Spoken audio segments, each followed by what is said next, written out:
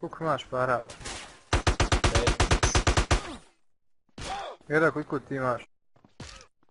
Ali sam dijelio, da. Nemam ulištenje.